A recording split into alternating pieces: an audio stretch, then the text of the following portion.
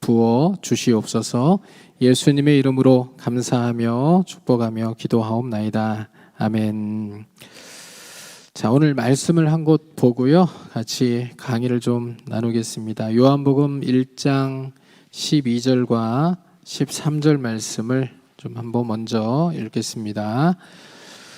요한복음 1장 12절과 13절 말씀을 함께 보겠습니다. 요한복음 1장 12절 13절 말씀 찾으셨죠? 예, 같이 한번 읽겠습니다.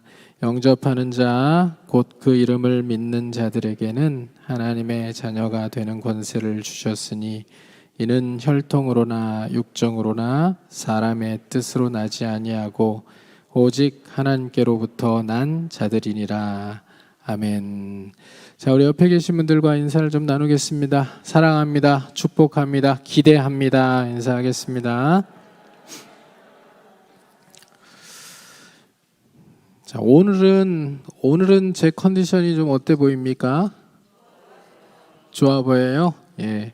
사람들마다 이렇게 보는 눈들이 다 달라가지고요. 제가 부탁을 드렸는데 물어봐 주지 마시라고 부탁을 드렸는데 사람들마다 이렇게 보는 눈이 다 다르셔가지고 어떤 분은 목사님 다 나으신 것 같다고 맞죠? 라고 물어보시고 어떤 분은 똑같은 날 이렇게 강의하고 설교를 하고 내려갔는데도 목사님 오늘 너무 힘들어 보이셔서 막 쓰러지실 것 같아가지고 걱정이 됐어요. 이렇게 말씀하시는 분도 계시고 그러시더라고요. 제가 다 나으면 자수해서 말씀을 드릴 겁니다. 그러니까 그때까지는요, 그냥 조금 힘들어 보이면 더 많이 기도해 드려야 되겠다 이렇게 생각해 주시고, 조금 괜찮아 보이면 오늘은 약발이 잘 받나 보구나 이렇게 생각을 해주시면 정말 감사할 것 같아요. 어느 날은 정말 약이 잘 받아가지고요, 전혀 이렇게 어려움 없이 말씀을 전하고 또 사역을 하지만 또 어느 날은 또 아무것도 할 수 없을 정도로 조금 힘들고 약을 먹어도 또 이게 잘 듣지 않는 것 같아 이렇게 느껴지는 그런 시간들이 있거든요. 그러니까 이 병 자체가 좀 오래 걸리는 병이라고 얘기를 하니까요, 약을 너무 오래 먹지 않고 빨리 나을 수 있도록만 그렇게 기도해 주시면 감사하겠습니다. 예, 참고로 오늘은 제가 컨디션이 굉장히 좋지 않은 날입니다. 그런데 여러분들 이렇게 많이 앉아 계시니까 그래도 힘을 내서 오늘 여러분들과 같이 말씀을 좀 나누고 또 위로가 되고 힘이 되는 시간이 되었으면 좋겠습니다. 그러니까 기도하는 마음으로 잘 들어주시라는 부탁입니다. 예. 자, 오늘 강의 제목을 한번 볼까요? 같이 한번 강의 제목을 읽어보겠습니다. 우리는 하나님의 가족입니다. 우리는 뭐라고요? 예, 하나님의 가족입니다. 자, 1번 타이틀을 보면 건강한 교회라고 지금 제목을 적어놨어요. 건강한 교회. 세상에 굉장히 많은 교회들이 있고요, 한국에도 참 많은 교회들이 있습니다. 그런데 건강한 교회는 얼마나 될까라고 한번 우리가 질문을 던져볼 때 건강한 교회가 한 50% 정도는 될 수 있을까요? 여러분 어떻게 생각하세요? 한국 땅에 교회가 굉장히 많죠. 그런데 건강한 교회라고 할 수 있는 교회, 이제 그 건강한 교회라고 얘기하는 교회는 하나님이 보실 때 그래도 하나님이 주신 사명을 잘 감당하고 있다라고 인정하실 만한 그런 교회가 한 50% 정도는 된다 이렇게 여러분 혹시 생각하십니까? 아니면 그것보다 안 될 것 같아 보이십니까?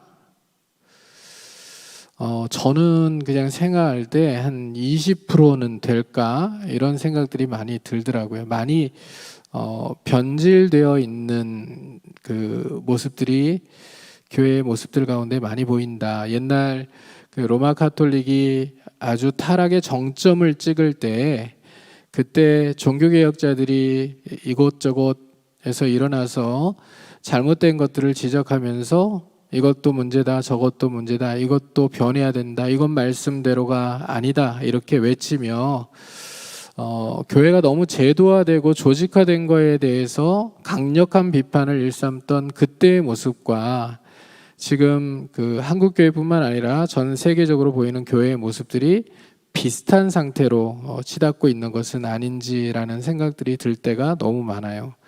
그러니까 한국 안에 건강한 교회가 한 20% 정도는 될까? 한 20% 정도만 돼도 소망이 있는 건 아닐까? 그런 생각들을 한번 해보면서요. 우리 교회는 과연 건강한 교회일까라는 질문을 동시에 한번 던져봤어요. 자, 이 질문 참 대답하기가 좀 마음이 아플 수도 있고요. 또 상처가 될 수도 있고요.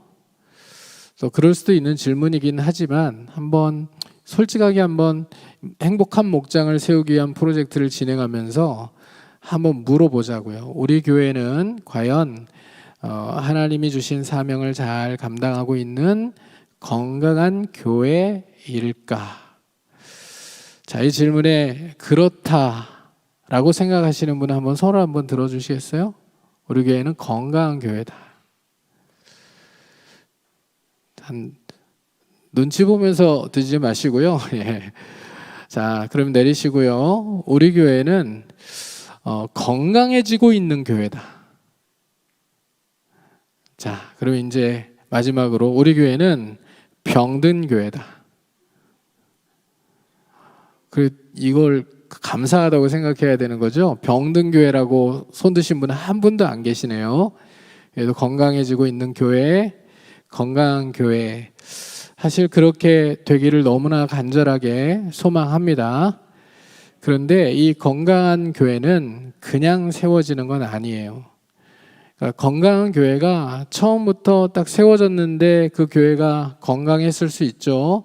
그런데 그 교회가 계속해서 건강한 상태를 그냥 유지할 수 있는 건 아니고요.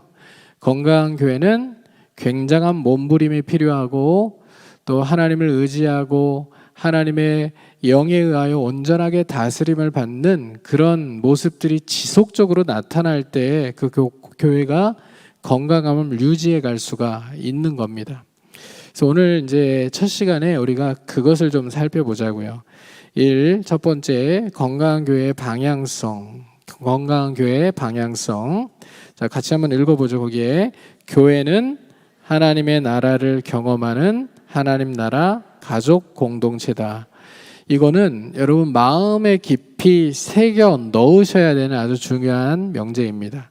교회는 하나님의 나라를 경험하는 하나님 나라 가족 공동체다. 세상에 수많은 조직들이 있어요. 세상에 수많은 조직들이 있습니다. 뭐 직장도 조직이라고 얘기할 수 있고요. 학교도 조직이라고 얘기할 수 있고요. 수많은 조직과 모임이 있는데요. 교회는 그 세상의 수많은 모임과 구별된 모임입니다. 어떻게 구별된 모임이냐? 교회는 하나님의 자녀들로만 구성된 모임입니다.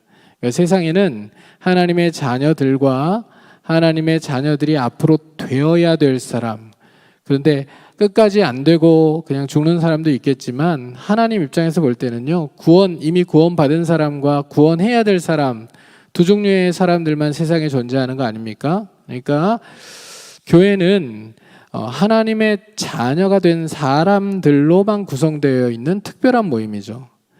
자, 그러면 하나님의 자녀된 우리들은 하나님을 누구라고 부릅니까? 예, 아버지라 부르죠.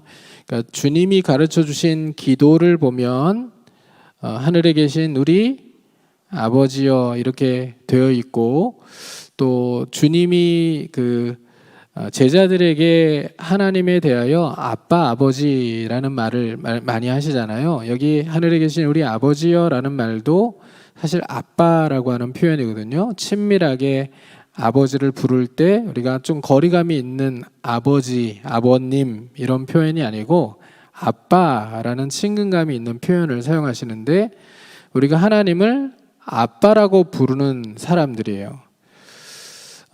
우리 앞에 계신 임종홍 장로님도 하나님을 아빠라고 부르시고요.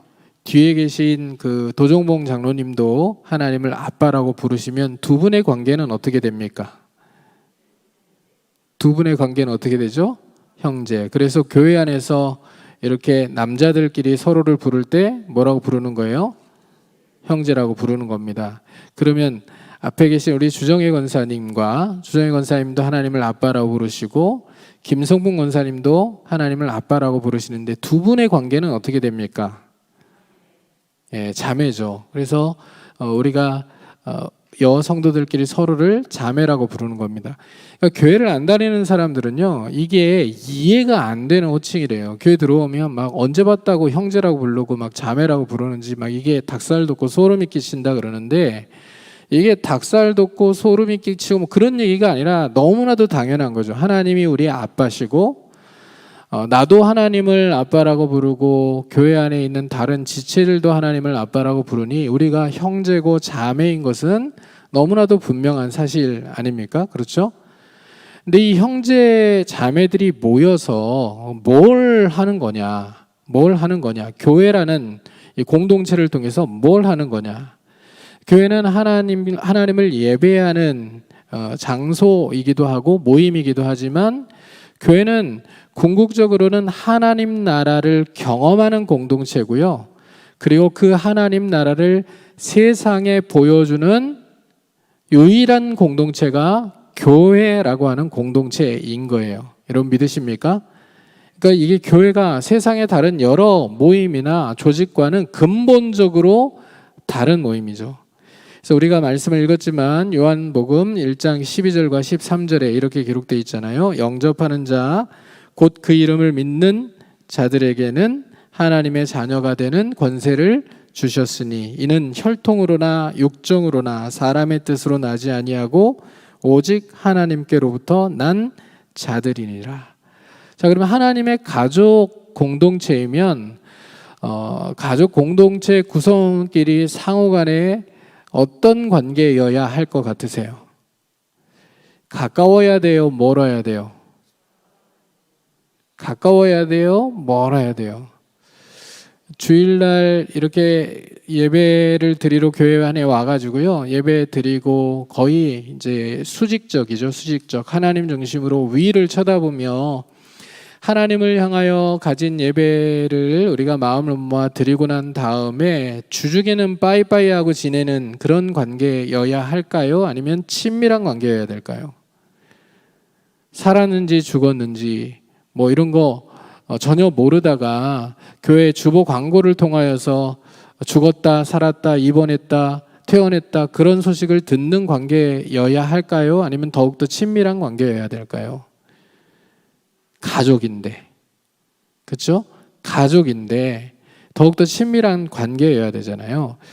그런데 이게요, 개척교회 아주 작은 교회들은 가능합니다. 미래자립교회들은 한 교인들이 10명 있고 20명 있으면요, 모든 상황들이 실시간으로 서로에게 다 알려지거든요. 근데 우리처럼 교회 조직이 이제 몇백 명씩 되면요, 이게 쉽지가 않아요. 맞죠? 쉽지가 않죠. 그래서 사실 이렇게 우리처럼 교회 조직이 어느 정도 큰 다음에 가장 중요하게 생각해야 되는 그룹이 교회가 작은 교회들입니다. 작은 교회들. 이 작은 교회들을 목장이라고 얘기할 수 있는 거고요. 코로나 시기에 이제 작은 교회 중에 더 중요하다고 느껴진 교회가 가정이라고 하는 교회예요. 최소 단위의 교회, 가정. 그리고 교회 내에 하나님의 가족으로 구성된 최소 단위의 모임인 이 소그룹 목장 공동체가 교회다라는 인식을 분명히 가지고 있어야 되는 거예요. 사실 원형교회인 초대교회는 그런 교회였습니다. 우리가 이제 그 대그룹의 교회와 소그룹의 교회를 좀 구분해서 생각하려고 하는 거예요. 그러니까 초대교회는 이런 형태로 모였어요. 예를 들어 고린도 교회다. 그러니까 지금 고린도 전서 후서가 고린도 교회에 보낸 편지잖아요. 고린도 교회다 하면 이런 형태의 교회였을까요? 대성교회 형태의 교회였을까요? 아니에요. 고린도 지역에 있는 작은 형태의 가정교회들, 그 가정교회들이 또 연합해가지고 두 가정, 세 가정 이렇게 모여 있는 소그룹 형태의 교회들이 고린도 지역에 있는 여러 교회들이 있었겠죠. 그 모든 교회들을 다 통칭해서 고린도 교회다 이렇게 불렀단 말이에요. 이해가 되십니까? 그러니까 우리식으로 얘기하면 우리 교회 내에 믿음교구, 소망교구, 사랑교구 안에 각 목장들이 있잖아요. 이 목장들이 다 교회였다고요. 다 교회였다고요. 그러면 목장은 어떤 인식을 가져야 되는 거예요? 우리가 이렇게 주일날 모여서 대그룹으로 모여 예배를 드리는 이 교회만, 대그룹 형태로 존재하는 교회, 건물을 가지고 대그룹 형태로 존재하는 교회가 그 교회가 교회다라는 인식을 넘어서서 어떤 인식이요? 소그룹으로 모이는 목장 교회도 교회다라는 인식을 분명히 가질 필요가 있겠죠. 그렇죠? 그래서 건강한 교회는요, 이 소그룹 교회들, 그러니까 목장 교회들이 살아있는 교회가 건강한 교회예요. 그러니까 대그룹으로 모여서 하나님께 예배를 드리며 하나님의 임재를 체험하고요. 이 대그룹에서 함께 예배를 드리며 하나님의 임재를 체험한 그 내용들을 목장 교회 내에서 생생하게 나누고 말씀을 적용하고 자기 삶을 나누고 기도 제목들을 내어놓고 함께 기도하며 그 안에서 하나님의 역사라고 하는 하나님 나라를 주권적으로 경험해가는 교회. 그러니까 소그룹이 살아있는 교회가 좋은 교회고 건강한 교회라는 얘기예요. 그러니까 제가 기도할 때 그런 기도들을 함께 드리자고 여러분들에게 제목을 내어 놓잖아요. 어떤 기도 제목이냐면 우리 교회가 목장이 있는 교회가 아니라 목장이 살아있는 교회가 되게 해달라고. 기억나십니까? 목장이 존재하는 교회가 아니라 목장이 교회의 기능을 온전히 감당하며 살아있는 교회가 되게 해달라고. 이게 하나님의 나라가 목장 안에서 경험이 되어야 된다. 그 이야기를 이제 두 번째 나눔으로 나눠볼게요. 두 번째, 하나님 나라를 경험함 이렇게 돼 있죠. 1번, 하나님의 임재 속에서 하나님의 통치와 다스림을 경험하는 것. 이 예배를 통해서입니다. 대그룹의 예배예요. 대그룹의 예배를 통해서 하나님의 임재를 경험하는 것이 굉장히 중요합니다. 그러니까 하나님이 예배 가운데 함께 하시잖아요. 믿으십니까? 하나님이 예배 가운데 함께 하시거든요. 그리고 예배를 통해서 우리에게 은혜를 주시고요. 또 말씀을 주시고요. 또 우리의 기도를 들으시고요. 우리의 찬양을 들으시죠. 그러니까 우리가 드리는 것, 하나님께 드리는 게 예배 시간이 있고 받는 게 있어요. 하나님께 무엇을 드립니까? 그냥 딱 규모로 나오는 거는 하나님께 헌금을 드리고 또 하나님께 찬양을 드리고 하나님께 기도를 드리죠. 그렇죠? 이것을 다 묶어가지고 우리의 온 중심, 온 마음을 가지고 헌금, 찬양, 기도를 하나님 앞에 올려드려요. 그리고 하나님께 받는 게 있죠. 하나님께 무엇을 받습니까? 하나님께 말씀을 받고요. 또 하나님께 은혜를 받고요.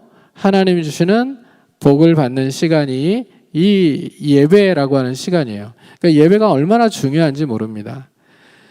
우리가 뭐 기브 앤 테이크 이게 아니고요. 하나님이 우리를 구원하셨기에 우리를 하나님의 자녀 삼으셨기에 마땅히 하나님께 드려야 될 그 영광을 우리가 올려드리는 존재로 특별히 구별되었기 때문에 예배를 통하여 하나님 앞에 우리가 하나님의 종이고 하나님의 아들, 딸들입니다.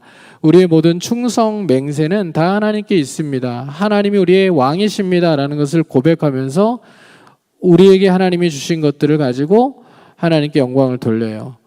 또 하나님 마땅히 받으셔야 될 그 영광을 올려드리고 찬양을 올려드리고 기도를 드리는 거죠. 그러면 하나님께서는요, 우리를 보시고 기뻐하시고 즐거워하셔서 은혜를 베풀어 주시고 또 예비된 복을 우리에게 내려주시고 세상을 이길 수 있는 말씀을 우리에게 허락해 주시는 거죠. 그러니까 이 예배가 하나님의 임재를 경험하는 굉장히 중요한 시간입니다. 그러니까 예배를 우리가 어떻게 준비하며 드려야 되겠어요? 하나님, 하나님 만나는 시간 되게 해주세요. 하나님의 임재가 내게 분명히 경험되고 느껴지는 시간이 될 수 있도록 도와주세요.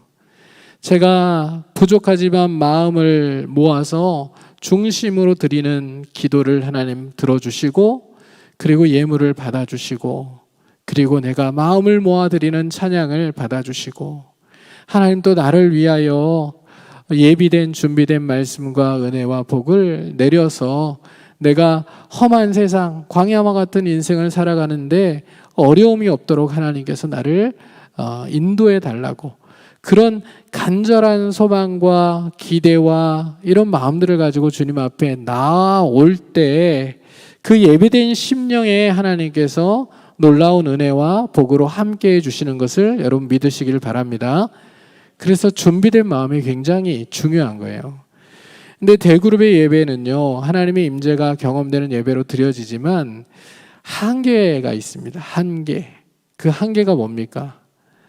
여러분, 예배 시간에 오시면 주로 누가 이야기를 하죠? 청중들이 예배 시간에 참여할 수 있는 시간이 어느 정도 됩니까? 우리가 예배를 1시간 한 15분, 20분씩 이렇게 드린다고 하면, 우리 기준으로 1시간 20분 뭐 이렇게 예배를 드린다고 하면요, 그 중에서 여러분들이 예배에 실제로 능동적으로 참여하고 있는 시간은 얼마나 될까요? 제가 능동적이라고 얘기하는 그 시간은 여러분들이 말을 하고, 여러분들이 직접 입을 열어 기도하고, 여러분들이 입을 열어 찬양하고, 그러니까 이게 찬양대가 찬양하는 걸 듣고, 설교자가 설교하는 걸 듣고, 뭐 이런 시간들 말고요. 기도자가 기도하는 걸 듣고 이런 시간 말고요. 능동적으로 여러분이 입을 열어 기도하고, 입을 열어 찬양하고, 입을 열어 또 말씀에 대하여 궁금한 것들을 물어보고, 이럴 수 있는 시간들이 1시간 한 20분 예배를 드리는 가운데 몇 분 정도 됩니까? 계산 한번 얼른 해보자고요. 우리가 찬양을 이제 준비 찬양이라고 안 부르지만 20분부터 이렇게 찬양이 시작되면 찬양하는 그 시간 한 10분, 그 다음에 임내송부터 해가지고 첫 번째 찬송가까지 한 15분 정도, 이 정도 이제 찬양하는 시간 우리가 하고요. 맨 마지막에 이제 결단 찬양으로 또 한 곡 하니까 한 5분 정도, 20분 정도. 그 외에는요, 다 수동적으로 여러분 말씀을 이제 듣는 시간, 기도를 듣는 시간, 찬양을 듣는 시간이잖아요. 그러니까 이 시간들을 통하여서 내 모든 궁금증이 해소가 되고, 또 내가 하고 싶은 말을 하나님 앞에 다 털어놓으면서 내 마음이 시원해지고, 뭐 이럴 수 있는 가능성이 이 대예배 시간에 온전하게 이루어지기는 쉽지가 않죠. 그렇죠? 그래서 그걸 가지고 어디 가서 그 대예배 때 다 못한 능동적인 참여와 나눔과 말씀에 대한 적용과 구체적인 다짐들을 하라고 하는 겁니까? 목장에서예요. 목장에 소그룹 모임에서예요. 그러니까 지금 여러분 목장 나눔지를 보시면 우리 목장 나눔지 형태가 어떻게 되어 있는지를 보세요. 목장 나눔지를 뭘 가지고 하죠? 요즘에 주일 설교를 가지고 하죠. 주일 설교를 가지고 하는 이유가 뭘까요? 가장 근본적인 이유가, 여러분 주일날 말씀을 들으면 제가 여기서 이제 적용을 해드리잖아요. 적용을 해요. 그런데 이 적용은요, 보편적 적용이라고 이야기할 수 있는 적용이에요. 보편적 적용. 보편적 적용이 뭘까요?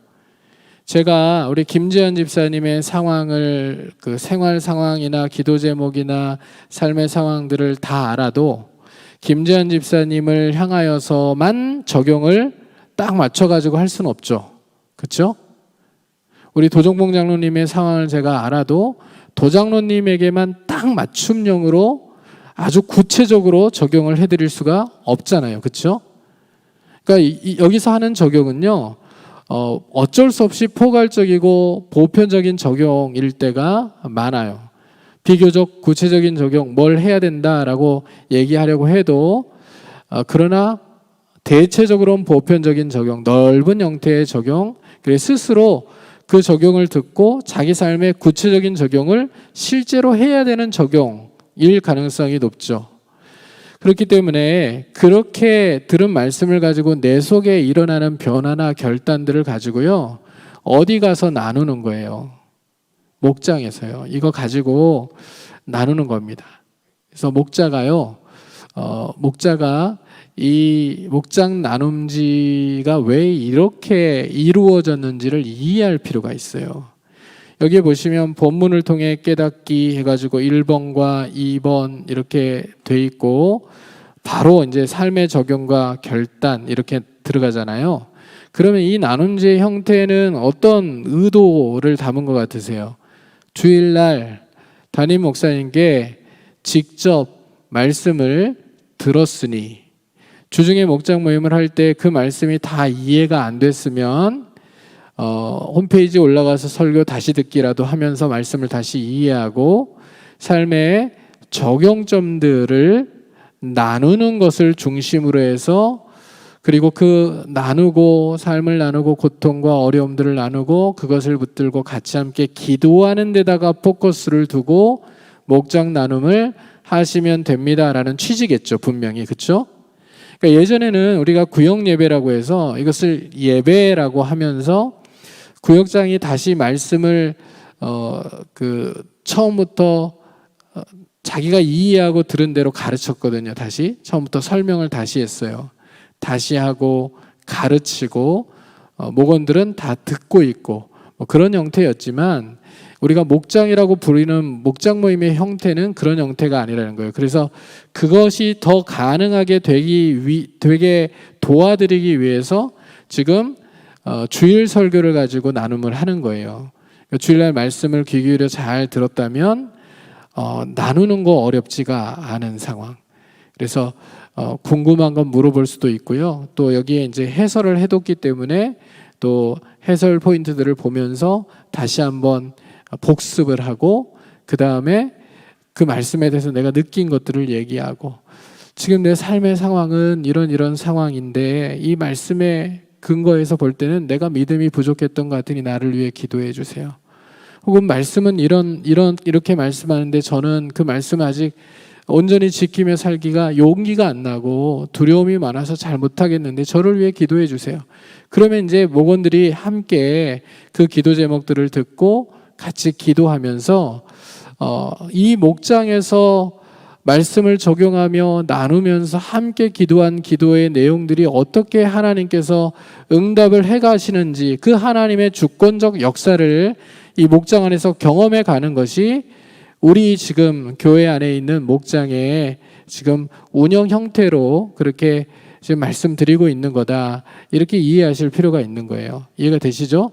그래서 대그룹의 모임을 통해서 우리가 하나님의 임재를 경험하고요, 목장을 통해서는 교제를 해나가는 겁니다. 교제를 통하여서, 나눔을 통하여서 하나님의 주권적인 역사를 경험하는 거예요. 자, 중요한 거, 이렇게 대그룹으로 모여서 예배를 드리는 것도 예배고, 목장에서 소그룹으로 모여서 말씀을 적용하고 찬양하고 또 함께 기도 제목을 나누고 기도하며 서로를 축복하는 그 시간도 하나님 앞에 드리는 귀한 예배의 시간이다. 이런 것을 꼭 기억하실 수 있기를 주님의 이름으로 부탁을 드립니다.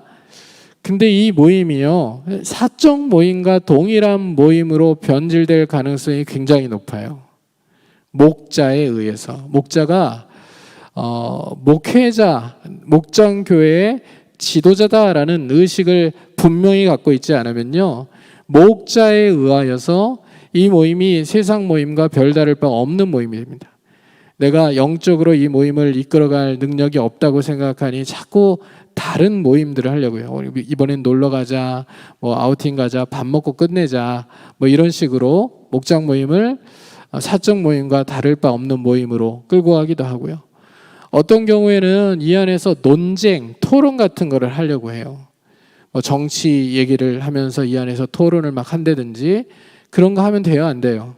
안 됩니다. 목장 모임은 하나님을 예배하는 하나님의 아들, 딸들, 자녀들의 모임이기 때문에 이 모임 안에서는 말씀이 나눠져야 되고요. 이 안에서는 서로의 말씀에 비추었을 때 자기 삶의 여러 아픔과 고통과 문제들이 기도 제목으로 나눠져야 되고요. 그것을 가지고 함께 기도하며 하나님의 임재, 하나님의 역사가 어떻게 이루어지는지를 사모하는 그런 모임들로 채워가도 너무 아까운 시간이다 이렇게 생각하고 다른 걸로 이 모임들을 헛되이 시간을 흘려보내는 일들이 생겨나지 않도록 그렇게 해야 된다. 꼭 기억해 주실 수 있기를 주님의 이름으로 간절히 부탁을 드립니다. 자, 그래서요 지난주에 나온 책이에요. 지난주 금요일날 한국교회 트렌드 2023이라고 하는 책이 발간이 됐어요. 금요일날 이제 발간된 책인데 그 책의 포스트 코로나를 지나면서 한국교회가 어떤 그 상태가 되었나, 어떤 교회가 코로나를 잘 견뎠고 코로나 이후에는 한국교회가 어떤 형태로 변화되어 갈 테니 무엇을 준비해야 되는지 그런 내용들이 담겨 있는 책이에요. 제가 책을 보니까 거기에 한 챕터가 소그룹에 대한 중요성을 다루고 있어요. 한 챕터 전체가 어떤 교회가 코로나를 잘 이겨냈나, 어떤 교회가 잘 이겨냈을까요? 큰 교회가 잘 이겨냈을까요? 아니면 작은 교회가 잘 이겨냈을까요? 어떤 교회가 잘 이겨냈을까요? 한번 따라해 보시죠. 소그룹이 건강한 교회가 코로나를 잘 이겨냈다. 그럼 앞으로 잘 될 교회, 앞으로 이제 포스트 코로나 시기에 계속해서 건강하게 성장할 교회는 어떤 교회일까라는 질문에 대해서는 뭐라고 얘기를 했을까요? 대형 교회가 다시 힘을 얻을 것이다. 이렇게 얘기했을까요? 아니에요. 소그룹을 건강하게 세워가는 교회가 지속적으로 부흥하고 성장할 것이다 라고 얘기를 했어요. 지금 우리가 행복한 목장 만들기 프로젝트를 계획한 후에 나온 책이긴 하지만 그러나 정확하게 트렌드하고 지금 우리가 맞는 움직임을 가지고 교회가 움직여가고 있는 거예요. 소그룹을 건강하게 세우는 것은요, 앞으로 대성교회가 주님이 오시는 그날까지 사명을 온전히 잘 감당할 수 있느냐 없느냐를 좌우하는 아주 중요한 문제입니다. 사실은 오늘 이제 행복한 목장 만들기 프로젝트를 시작하면서 저는 화두를 여러분들에게 좀 던지려고 해요. 우리 교회는 목장 모임을 지금 하고 있기는 합니다. 그리고 사실 소그룹 이 목장이 코로나 시기에 행정적으로나 또 모임 형태나 완전하진 않지만 비교적 잘 감당해 주셨기 때문에 코로나의 어려움들을 우리가 잘 이겨냈다고 저는 분명히 믿어요. 맞죠, 여러분? 목자들이 잘 살피고 돌보고 또 섬겨주셨고 또 행정적으로도 여러 전달 사항들이나 이런 부분에 있어서 질서 있게 목자를 통하여 목원들에게 이런 상황들이 잘 전달되고 이루어졌기 때문에 비교적 잘했기 때문에 코로나의 상황들을 잘 이겨냈다고 생각합니다만은 그러나 저는 부족하다고 생각해요. 여러 면에서 많이. 어떤 면에서 특히 많이 부족할까요? 우리는 지금 그러니까 직장인들과 또 직장인이 아닌 분들 이 구조를 놓고 볼 때는 거의 직장인이 아닌 분들을 중심으로 해서 시간이나 여러 상황들이 짜여져 있는 목장만 가지고 있는 교회예요. 그러니까 직장인들만 따로 모이는 목장이 없고요. 또 사랑교구를 제외하고는 부부가 함께 목장 모임을 같이 진행하는 목장도 없고요. 또 남성들끼리 목장 모임을 지금 진행하고 있는 그런 목장도 없어요. 그러니까 부부 목장, 남성 목장, 그 다음에 직장인, 그 다음에 비직장인 이런 이제 큰 캐터고리로 한 4종류로 나눠놓고 본다고 얘기를 할 때요. 우리는 한 종류의 목장만 가지고 있는 교회입니다. 그러니까 앞으로 우리가 소그룹을 더 건강하고 더 행복한 그룹으로 세워가기 위한 노력들 가운데 해야 되는 노력들이 남성 목장을 세우는 거, 그리고 혹은 필요하면 부부 목장을 세워가는 거, 또 필요하면 저녁에 진행되는 직장인 목장들을 구성하는 거, 이것을 숙제로 안고 가야 되는 지금 상황이라고 생각이 되는데, 사실 몇 년 전부터 굉장히 고민을 많이 하고 있는데 문제를 쉽게 풀 수가 없는 상황이라 계속 고민을 하고 있는 중이지만, 능동적인 형태로 모임들이 구성되면 좋겠다라는 생각들이 좀 많이 들더라고요. 교회에서 일방적으로 조직을 지금 믿음교구, 소방교구 이렇게 나누고 사랑교구 형태로 나눠가지고 일방적으로 목자들을 세우고 또 목원들을 딱 배치하고 지역별로 안배하고 이런 형태로 지금 진행이 되는 게 지금 현재 조직이잖아요. 이런 형태를 좀 넘어서서 남성 목장 같은 경우에는 믿음교구나 소망교구에 지역을 두지 않고 모임을 하고 싶은 분들이 자발적으로 모임을 구성해서 오히려 모임을 교회에 신고하는 형태로 누구를 중심으로 목자 훈련을 좀 받고 목장을 만들어서 이렇게 우리가 운영을 하고 싶습니다라고 해서 목장이 생겨나는 형태라면 그게 더 좋을 수 있겠다. 지금은 교회에 등록을 하면 모든 사람들 다 목장에다가 배치를 시키잖아요. 그러니까 소그룹의 예배가 예배다워지지 않고 목자들이 많은 에너지를 소모하는 대부분의 경우가 목장 모임을 원하지 않는데 목장에 배치된 사람들 때문에 그렇거든요.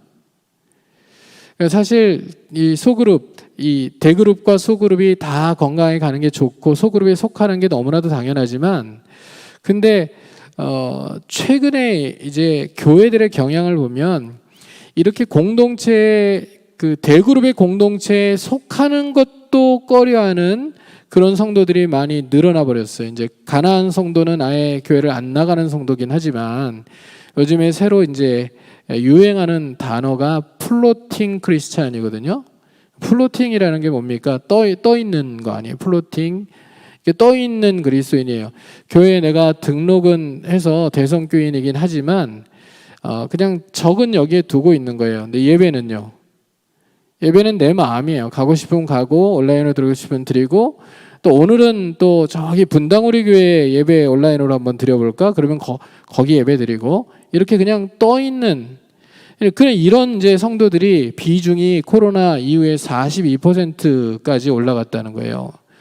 그럼 이렇게 많이 퍼센트가 올라간 상황이면요, 그러면 목장에 이렇게 등록함과 동시에 목장에다 배치를 해놓으면, 그러면 목장 모임에는 열심히 참여할까요? 이게 안 된다는 거죠. 그래서 아예 등록할 때부터 목장 모임에 참여를 원하시는 분들, 원하지 않는 분들 아예 다 이렇게 등록을 받을 때 구별을 해서 목장 모임에 참여를 원하지 않는 분들은 따로 관리를 하고 참여하는 분들이 목장 모임을 하도록 하게 하는, 그러면 목자들이 훨씬 덜 스트레스를 받겠죠. 안 나오는 분들한테 에너지를 막 쏟으면서 그렇게 힘들 필요가 없는 상황들이 일어날 수도 있겠다. 플로팅 크리스찬들 때문에 이런 고민들을 우리가 실제로 해야 될 필요가 있는 그런 시점에 우리가 와 있는 건 아닐까라는 그런 고민들이 굉장히 많이 들더라고요. 그래서 목장 형태를 하고 싶은 사람들, 목장 모임을 정말 원하고 목장 안에서 역동적인 하나님 나라를 경험하기를 간절히 소망하는 사람들이 모여서 모임을 할 수 있는 지원들을 교회가 아끼지 않고 하는 것, 이런 부분들도 한번 고민해 봐야 되는 그런 지점에 와 있지 않나라는 생각들을 하고요. 화두를 던지는 거예요. 우리는 지금 여러 목장 형태 중에 한 가지 형태를 가지고 있는 교회이지만, 그러나 소그룹이 건강해지는 교회가 앞으로도 살아남을 수 있고 앞으로도 주님이 맡기신 사명을 잘 감당할 수 있다고 한다면, 건강한 소그룹을 세워나가기 위해서 우리가 수많은 질문들을 던지고 거기에 대한 답을 찾아가는 과정들을 가져갈 필요가 있겠다라는 생각들을 여러분들도 같이 고민해 주시면 참 감사하겠고, 특별히 우리 남자분들이 고민을 좀 많이 해주시면 좋겠다라는 생각이 듭니다. 저는 굉장히 빠른 시간 안에 믿음 교구와 소망 교구 이 경계를 깨트려 버린 그런 남성 목장이 여기서 말씀을 나누고 삶을 나누고 어려움들을 나누고 이런 목장들이 좀 만들어졌으면 좋겠다라는 생각들이 들고요.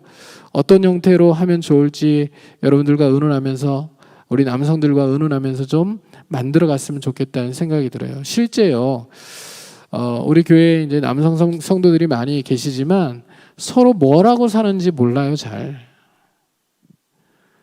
서로 직업이 뭔지 뭘 하면서 사시는지 이런 거 잘 모르는 분들이 너무 많다고요. 그러니까 이게 하나님의 가족이라고 얘기하는데 진짜 가족이라고 얘기할 수 있을까? 기도 제목은 알고 있을까? 뭐 때문에 고민하는지, 뭐 때문에 속 썩는지, 뭐 때문에 아파하는지 이런 것들은 정말 알고 있는 걸까? 이런 생각들이 들 때가 많거든요. 그래서 이런 문제들을 좀 제가 오늘 화두로 던지니 우리 남성들 같이 고민해가면서 빠른 시간 안에 남성들을 위한 좋은 목장들을 하나씩 둘씩 세워가는 일들을 우리가 감당해 나갈 수 있었으면 좋겠습니다. 그래서 지금 2번까지 했는데요. 그 2번 볼게요. 이제 이 건강한 교회 끝났고 2번 교제 원천 여기를 한번 보겠습니다. 여기는 간단하게 좀 다루고 넘어갈게요. 자, 교제 원천은 삼위일체 하나님이십니다. 삼위일체 하나님이 서로 경쟁하지 않으시고 우열 다툼을 하지 않으시고 서로 온전한 사랑으로 사랑하시고 하나가 되시는 거죠. 그렇죠? 이게 그 목장 공동체의 가장 중요한 출발점입니다. 그래서 목장이라고 하는 공동체는요, 하나님의 삼위일체 하나님의 모임을 닮아가는 것. 이게 이제 목표인데요. 쉽지 않겠죠, 당연히. 왜냐하면 우리는 하나님이 아니잖아요. 목장을 구성하고 있는 사람들을 이렇게 보면요, 다 장단점들이 다 뚜렷하게 보이잖아요. 그렇기 때문에 완전하지 않은 사람들이 모여서 하나님처럼 사랑하고 하나 되는 모임을 만들어 가려면 이게 얼마나 많은 하나님의 도움과 은혜와 인도하심이 필요한 것인지 답이 나오잖아요. 그러니까 목장이 행복한 목장이 되고 하나님 나라를 경험하는 목장이 되려면 가장 중요한 게 그 목장 안에 하나님의 임재가 임하고 하나님이 그 목장을 온전히 통치해 주시기를 목원들이 함께 바라며 기도하는 그 기도가 제일 중요한 동력이다라는 것을 꼭 기억해 주실 수 있기를 바랍니다. 자, 넘어가고요. 3번 볼게요. 어떻게 하나님의 가족이 되는가? 여기 한번 목자들 한번 손 들어 보시겠어요? 목자들 한번 손 들어 보세요. 자, 목자들 수고 참 많이 하시는데 우리 목자들 위해서 박수 한번 쳐드릴까요? 같이. 네, 사실 목자가요 진짜 힘든 일이에요. 목자 하면 뭐 이렇게 나오는 게 없잖아요. 교회에서 나오는 것도 없는 것 같고, 그리고 저 천국에서라도 그 자고 일어나면 목자하느라 수고했다고 목장 인도비 통장에다 100만 원씩 딱 매달 그 매주마다 이렇게 입금을 천국에서 시켜주시면 그래도 좀 힘이 날 텐데요. 돈 써야 될 일이 훨씬 많아요. 섬기고 오히려 희생하고 속 끓여야 될 일들이 되게 많거든요. 그러니까 사실은요, 목자는 그냥 내가 세상에서 누군가 어떤 일들을 맡겨줬다, 책임감으로 한다, 그런 책임감만으로는 감당하기가 어려운 게 목자의 사명입니다. 그러니까 사도 바울이 뭐라고 이야기를 하냐면 고린도전서 4장 15절 말씀에 이렇게 이야기를 해요. 같이 한번 읽어볼게요. 고린도전서 4장 15절 말씀 같이 읽습니다. 그리스도 안에서 1만 스승이 있으되 아버지는 많지 아니하니. 그리스도 안에서 1만 스승이 있는데 뭐가 없다고요? 아버지는 많지 않대요. 그러니까 일만 스승과 아버지를 지금 비교하고 있잖아요. 그러니까 다 뭐 조금 많이 배웠다, 예수 그리스도에 대해서 조금 더 많이 안다 그러면 다 뭐 하려고 그러냐면요, 스승하려고 그러죠. 가르치려고 하죠. 목자도 그래요. 목자도 가르치는 사람이라는 인식을 자기가 가지고 있으면 사실 목장 안에서 좋은 리더가 되기가 어렵습니다. 가르치는 사람이기보다는 아비입니다. 아비. 내가 이 모임의 영적 아비, 영적 어미가 된다라는 마음을 가져야지 이 좋은 리더로 목장을 섬길 수 있고 성장시켜 갈 수 있는 거예요. 사실 보세요. 목장 안에는요, 지금 목자들은 영적 아비, 어미라고 생각해서 교회에서 훈련시켜서 이제 세운 건데요. 그 목장 안에는 영적인 청년 정도 되는 그 사람들이, 성도들이 있을 수 있고요. 또 영적인 아이 같은 사람들이 있을 수 있잖아요. 영적 아이의 특징이 뭐예요? 아이들의 특징이 뭡니까? 따라해 보시죠. 아이들의 특징은 지만 안다. 예, 이기적인 거예요. 아이들의 특징은 자기중심적이에요. 우리 집도 그래요. 애들이 커가니까 좀 철이 드는 이제 중학생, 고등학생 이 정도 되니까 엄마 아빠가 좀 아프다 그러면 살펴요. 그리고 뭐 좀 이렇게 사다 드릴까요? 뭐 좀 도와드릴까요? 물어보기라도 해요. 근데 아직 그 막내, 또 막내 보면 네가 그랬다며 이러지 마세요. 이번 주에 또 상처받습니다. 아직 막내는요, 엄마가 아프고 아빠가 아파서 이렇게 누워 있어도요, 지만 알아요. 배고파 밥 줘. 이렇게 얘기하죠. 엄마, 내가 뭐 그 냉장고에서 뭐라도 갖다 드릴까요? 이렇게 물어보는 법이 한 번도 없죠. 한 번도 없죠. 그러니까 영적 아이의 특징은 지만 아는 거예요. 이기적이죠. 자기중심적이에요. 그러니까 그런데 이 목표 자체가 목장 안에서는 아비, 어미가 리더로서 이 영적 아이, 영적 청년 이렇게 있는 목장 안에 열어 있는 목원들을 성장을 시키는 거, 자라나게 하는 거, 이게 목장의 목표여야 돼요. 그러니까 목장 모임은 놀고 교제하는 거, 그게 목표가 아니라고요. 목장 안에서는 양육이 일어나야 되고요. 목장 안에서는 자라남과 성장이 일어나야 돼요. 그래서 내가 좋은 아비, 좋은 영적 어미가 되기를 소망하고 하나님 앞에 몸부림치면서 우리 내 목장 안에 있는 모든 목원들은 나를 넘어서는, 나보다 더 좋은 영적 아비, 영적 어미가 되는 것, 그것이 모든 목자들의 목표여야 되는 거예요. 제가 그런 목자들도 봤거든요. 예비 목자가 굉장히 달란트가 많고 뛰어나요. 그러면 목 크도록 밟아요. 목 크도록 싹을 잘라놓으려고, 자기가 목자 계속 하려고 목 크도록 자꾸 이렇게 누르는 경우를 봤어요. 자꾸 목장 안에서 다른 목원들하고 같이 있는데 지적하기도 하고 막 이르기도 하고 저한테 이르기도 하고 막 그러면서 목 크게 자꾸 누르거든요. 근데 이건 좋은 아비 어미가 아니죠. 가정에서 부모가요, 자녀들에게 바라는 게 뭡니까? 부모가 우리 이제 예준이가 저만큼 키가 되거든요. 이제 키를 이렇게 재면 도찐 개찐이에요. 비슷비슷해요. 근데 제가 바라는 게 뭐겠어요? 저보다 크는 거겠어요? 저보다 작은 거겠어요? 얘를 좀 못 크게 해야 되겠다. 그래도 나보다 크면 내가 아빠로서 자존심이 상하니까 나보다 못 크게 어떻게 좀 덜 먹여야 되겠다. 영양가 좋은 것들은 좀 덜 줘야 되겠다. 이런 생각을 하면 이게 이상한 아빠 아닙니까? 더 잘 되게 해주려고, 더 크게 해주려고 노력해야 되잖아요. 더 커야 된다. 조금만 더 컸으면 좋겠다. 조금만 더 크도록 기도하자. 그렇게 하잖아요.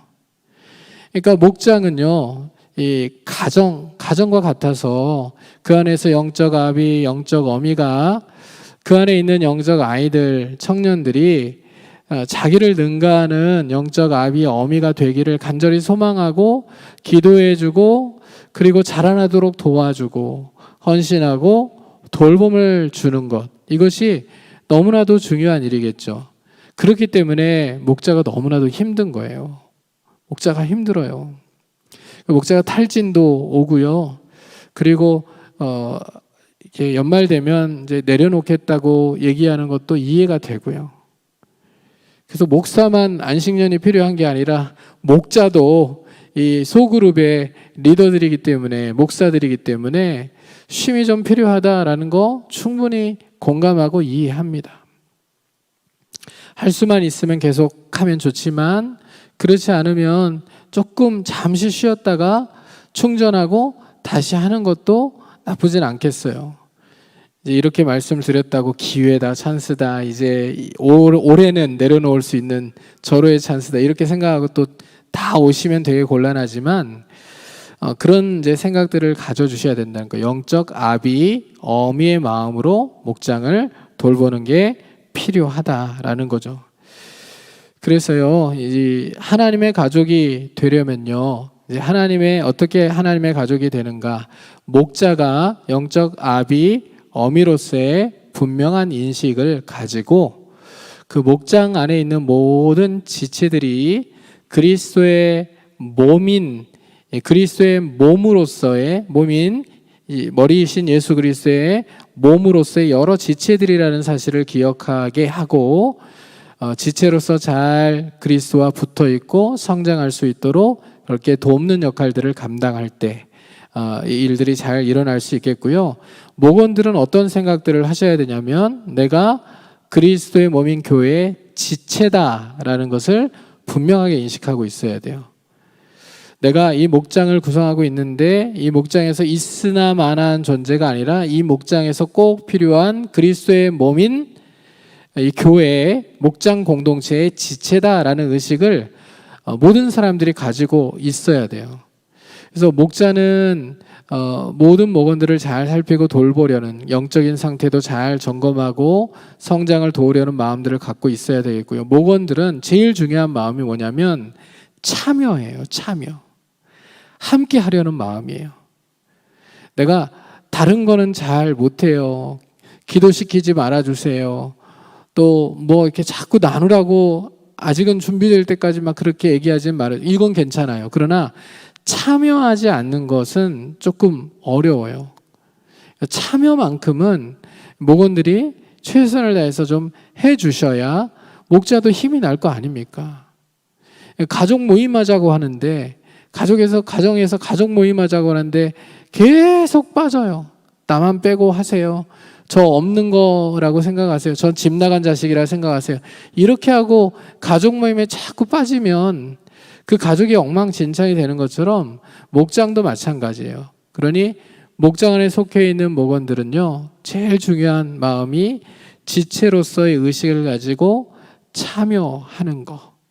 내가 빠지면 완전체가 안 되지. 내가 빠지면 이 모임에 힘이 빠지지. 라는, 내가 빠지면 또 우리 목자, 예비 목자가 너무 서운해하지. 이런 마음들을 가지고 참여해 주는 거. 이게 되게 중요하다. 꼭 기억해 주시면 되겠고요. 두 번째 부분이 서로 피차 더불어 함께라는 이제 네 가지 단어를 써놨는데요. 이게 성경에 나온 단어예요. 초대교회 공동체가 이렇게 서로 피차 더불어 함께 하려고 애썼던 공동체라는 거예요. 그래서 그 각 목장이요, 요 네 가지 단어를 좀 붙들었으면 좋겠어요. 서로 피차 더불어 함께. 따라해 보시죠. 서로 피차 더불어 함께. 제가 말씀들을 몇 구절 읽어드릴게요. 히브리서 10장 24절 25절. 서로 돌아보아 사랑과 선행을 격려하며 모이기를 피하는 어떤 사람들의 습관과 같이 하지 말고 오직 권하여 그날이 가까움을 볼수록 더욱 그리하자. 골로새 3장 13절. 누가 누구에게 불만이 있거든 서로 용납하여 피차 용서하되 주께서 너희를 용서하신 것 같이 너희도 그리하고. 고린도전서 12장 26절과 27절, 만일 한 지체가 고통을 받으면 모든 지체가 함께 고통을 받고 한 지체가 영광을 얻으면 모든 지체가 함께 즐거워하느니라. 너희는 그리스도의 몸이요 지체의 각 부분이라. 히브리서 12장 14절, 모든 사람과 더불어 화평함과 거룩함을 따르라. 이것이 없이는 아무도 주를 보지 못하리라. 여러분, 그리스도의 몸을 세우는 일에는 노력이 필요합니다. 제가 교회를, 이 대그룹의 교회를 세워가기 위해서도 계속 우리 중직자들에게 부탁을 드렸던 내용들이 그런 내용이죠. 같이 기도할 때입니다. 기도합시다. 동참합시다. 이게요, 서로 더불어 피차 함께를 대그룹에서도 우리가 함께 실현을 해가야 되겠고요. 소그룹에서도 마찬가지로 서로 피차 더불어 함께라는 이 의식을 가지고, 지체의식을 가지고 우리가 함께 할 때 그 모임이 그리스도의 몸으로 아름답게 세워져 갈 수 있는 거지, 저절로는 안 된다라는 것을 꼭 기억하셨으면 좋겠어요. 사람들이요, 좋은 교회, 건강한 교회를 소망해요. 찾아요. 요즘에도 이제 플로팅, 아까 말한 플로팅 크리스찬들이요, 그런 교회들을 찾아서 떠돌아다니는 거예요. 좋은 교회, 건강한 교회. 근데 뭐가 잘못됐죠, 여러분? 이 사람들의 생각 가운데 잘못된 게 뭡니까? 건강한 교회, 좋은 교회를 찾아다녀요. 근데 뭐가 잘못됐죠? 우리라도 그렇게 할 것 같잖아요. 건강한 교회, 좋은 교회를 찾아다니고 싶을 것 같잖아요. 근데 뭐가 잘못된 겁니까?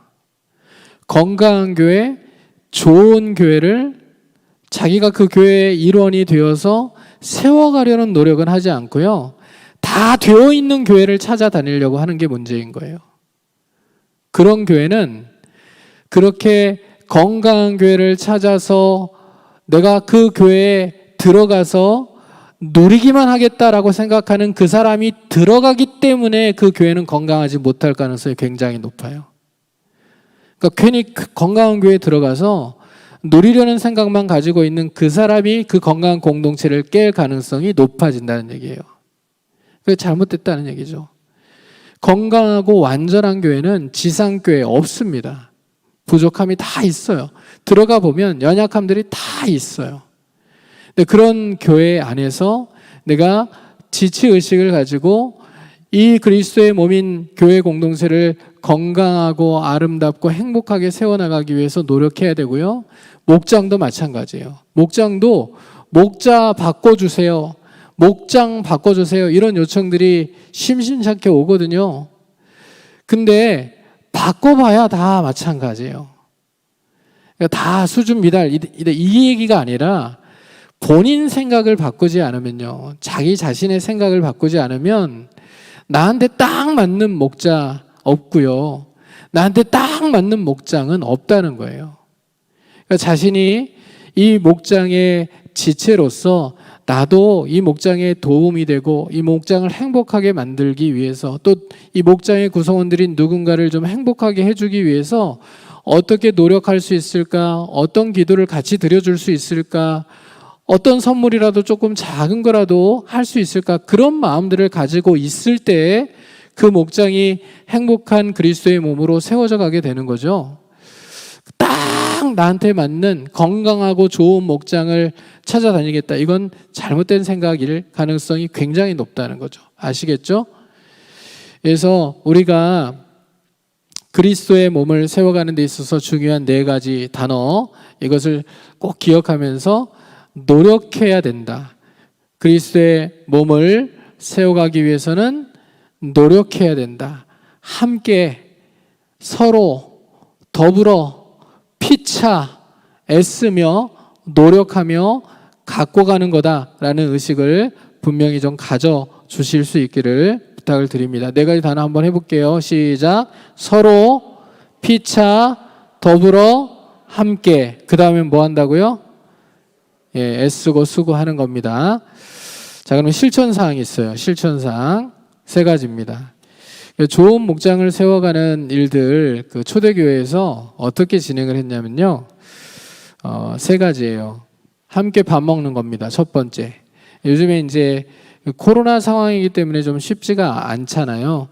그래서 우리가 먹는 거 이거 굉장히 중요한데, 먹고 교제하는 거 굉장히 중요한데, 그것을 할 수 없는 조금 그 제한적인 상황이긴 하지만, 그러나 또 여러 방역 지침이나 이런 상황들을 잘 판단하셔가지고 목장 모임을 할 때 같이 이렇게 나누는 것, 음식을 나누는 일들, 함께 먹으면서 정이 들어가는 일들도 필요한 상황이면 해야 된다. 이렇게 꼭 기억하셨으면 좋겠고요. 옛날에는 어떻게 했죠? 구역에서 이제 집집마다 밥도 했는데 그게 요즘 힘들어지는 상황이기 때문에 또 한동안은 어떻게 가르쳤냐면 비빔밥이라도 해 먹으라고 가르쳤어요. 집에서 한 사람은 콩나물, 한 사람은 고추장, 한 사람은 밥 이렇게 준비해 가지고 참기름 이렇게 준비해서 가지고 와서 밥이라도 비벼서 서로 먹고 나누라고 그런 얘기들을 했는데 이제 그런 여러저러 방식들 다 알아서 하시고 일단 나누는 거, 음식을 나누는 것도 굉장히 중요한 이 관계를 형성하는 데 있어서 중요한 도구가 된다.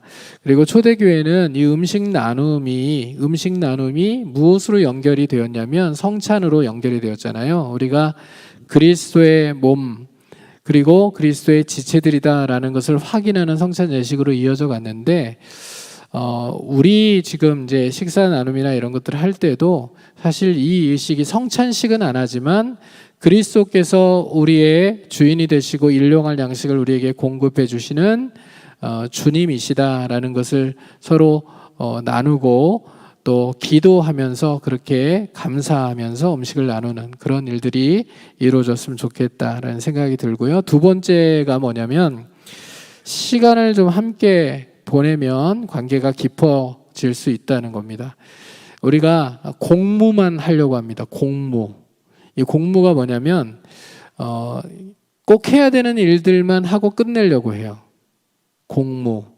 그러니까 목장 모임을 하면요. 목장 모임 딱 시작해서 모이고요. 그리고 딱 끝나면 딱 끝나는 거죠. 이 공무만 하고 끝나는 겁니다. 근데 이제 사적 모임, 그러니까 누군가와 좀 대화를 깊이 나눠야 될 필요성이 목장 안에서 느껴지기는 하잖아요. 목자들이 이렇게 상황을 바라보면 누군가 좀 대화를 좀 깊이 나눠야 될 필요성이 있다. 그러면 따로 차 한 잔 마시면서 대화를 나누며 얘기를 듣는 시간들도 필요하겠고요. 또 위에서 그 시간에 그 자리가 어디든지 간에 위에서 기도해 줄 수 있는 그런 모습들도 필요하겠고요. 커피 마시러 가서 찻집에서 커피집에 가서라도 얘기 듣다가 내가 지금 기도를 해야 되겠다. 그럼 제가 여기가 좀 불편한 자리일 수 있지만 기도해도 되겠냐고 이렇게 물어봐 주는 거, 물어보고 또 기도하는 거 이런 게 자연스럽게 이루어지면 참 좋겠다라는 생각들이 들고요. 그리고 제가 요즘에 믿음교구, 소망교구, 사랑교구, 공의 계속 강조하고 있는 부분이 아우팅이에요. 나가는 거예요. 같이 소그룹으로 나가서 좀 교제하시라고요. 그래서 우리 목사님들에게도 목자들하고 좀 나가서 놀다 오시라고 얘기하기도 하고 지역장들하고 좀 놀다 오시라고 얘기하고 또 소그룹도 좀 그렇게 아우팅이라는 걸 좀 가서 좀 같이 먹고 교제하고 이런 시간을 좀 같이 보내는 그런 시간들을 좀 가지시면 좋겠다. 이거 알아서 잘 한다고 하시긴 해요. 여전도회, 남전도회 이렇게는 잘 하시더라고요. 근데 목장에서는 그렇게 공무만 하고 끝내는 경우들이 많이 계신 것 같아서 목장에서도 이 아우팅이라는 걸 잘 활용하셔서 관계를 형성해 가면서 그렇게 소그룹을 세워가시면 좋겠다 생각이 들고요. 제일 중요한 세 번째입니다. 이게 진짜 제일 중요합니다. 별표를 한 1000개 정도 쳐놓고 좀 기억을 했으면 좋겠습니다. 마음을 열고, 마음을 어떻게 하고요? 열고, 나누고, 서로 돌봐준다. 이게 제일 중요한 거예요. 그러니까 사도행전 2장 45절에 보면 초대교회 성도들이 어려운 사람들을 위해서 자기 재산과 물질을 나누어 준 사실을 기록하고 있죠. 네, 이 말씀을 이제 오늘날 그대로 그냥 문자 그대로 이렇게 재산 팔아서 어려운 사람들 도와주라 이렇게 적용할 수는 없고요. 사도 바울이 했던 말로 적용을 좀 해볼 필요가 있을 것 같아요. 갈라디아서 6장 10절 말씀에 이렇게 가르치거든요. 그러므로 우리는 기회 있는 대로 모든 이에게 착한 일을 하되 더욱 믿음의 가정들에게 할지니라 라고 권면합니다. 이 말씀을 좀 적용했으면 좋겠다라는 생각이 들어요. 그래서 우리 교회 내의 목장들이요, 서로 약속을 좀 했으면 좋겠어요. 어떤 약속이냐면 비밀 유지 보장 약속, 이거예요. 목장 내에서 나누는 이야기는 집에 가서도 이야기하지 않는다. 그래서 목장 내에서의 비밀 유지 보장 각서라도 쓰시고 그 안에서 나누고 기도한 내용들은 그 안에서 끝내는 거예요. 이게 되면 목장이 살아납니다. 근데 이게 안 되면 마음을 열지를 못해요. 목장 안에서 계속 겉도는 소리만 합니다. 계속 겉돌아요. 매주 만나도요, 내가 보면 얼굴이 아파 죽어가는데 힘든 일이 분명히 있는데 여기서 말을 하면 문제가 될 것 같아서 말을 안 해요. 심지어 저한테도 그러시거든요. 저한테도. 제가 속병이 나게 생겼어요. 어디 가서 임금 님기는 당나귀기라도 외쳐야 될 상황이에요. 꼭 저한테는 얘기를 하시잖아요. 목사님 기도해 주세요 이렇게 얘기를 하시는데 절대 다른 사람들이 알면 안 돼요. 제발 목사님, 사모님까지는 아셔도 돼요. 두 분만 아시고 절대로 다른 사람들에게 얘기하지 말아주세요. 이 기도 제목이 막 쌓여가요. 근데 문제는요, 이렇게 기도하잖아요. 그럼 응답되면 응답됐다고 얘기라도 해줘야지. 나중에 이제 한 두 달, 세 달 지나서 물어보면요, 이미 응답됐어요. 저만 한 두 달 계속 기도하고 있었어요. 이거는 아니잖아요. 그렇죠? 그러니까 비밀 보장 유지, 이거 목장에서 서로 간에 약속하고요. 그 안에서 어떤 나눔이든지 나누어지고 그게 이렇게 외부로 나와가지고 막 시어머니에게 들리고 시아버지에게 들리고 또 누구 형제들에게 들리고 막 이래서 돌아 들어와서 집안에 난리가 나고 이런 일들을 다들 한두 번씩 겪어보셨는지 잘 마음을 열고 나누려고 안 하는 경향들이 많이 있거든요. 근데 그러지 않았으면 좋겠어요. 이제 목장 안에서는 서로 마음을 열고 나누고 또 그렇게 나눈 일들에 대해서 진심으로 서로를 위하여 축복하면서 기도해주고 그 문제가 해결되기를 하나님 앞에 간구하고, 그렇게 하나님께서 또 주권적으로 어떻게 일하시는지 역사하시는지 그게 체험이 되면 그게 또 목장 안에 감사거리가 되고 또 자랑거리가 되고 간증거리가 되고 또 더 많은 문제들이 일어났을 때 그 문제도 걱정하지 마. 우리가 기도하면 하나님이 해결해 주셔. 하나님이 강력한 파워를 우리가 경험해 본 적이 있잖아. 이렇게 서로에게 얘기할 수 있는 그런 목장 모임, 생동감 있고 하나님이 경험되고 살아있는 그런 목장 모임을 세워나가실 수 있기를 주님의 이름으로 부탁을 드립니다. 자, 그래서 우리 교회는 목장이 있는 교회가 아니라 목장이 살아있는 교회가 되는 것, 이것이 우리 교회의 목표다라는 것을 기억하시고 목자와 목원들이 또 오늘 들은 말씀들을 또 나누시면서 결의를 좀 하시고요. 더 좋은 목장, 행복한 목장, 하나님의 임재가 경험되고 하나님의 역사가 나타나는 그런 목장을 세워나가기 위해서 그렇게 함께 지치의식을 가지고 몸부림칠 수 있는 귀한 목장들을 세워나가실 수 있기를 주님의 이름으로 축원합니다. 그리고 아직 없는 남성 목장들은 우리 장로님들도 우리 장립집사님들도 우리 모든 남자 성도님들도 같이 한번 고민하면서요, 좋은 목장을 어떻게 하면 이렇게 만들어갈 수 있을지를, 세워갈 수 있을지를 함께 고민하면서 빠른 시간 안에 하나씩 둘씩 이렇게 목장을 세워서 남성 목장이 활발하게 움직여가는 그런 교회가 될 수 있기를 간절히 소망해 봅니다. 자, 옆에 계신 분들에게 이렇게 한번 인사하겠습니다. 우리 교회는 목장이 있는 교회가 아니라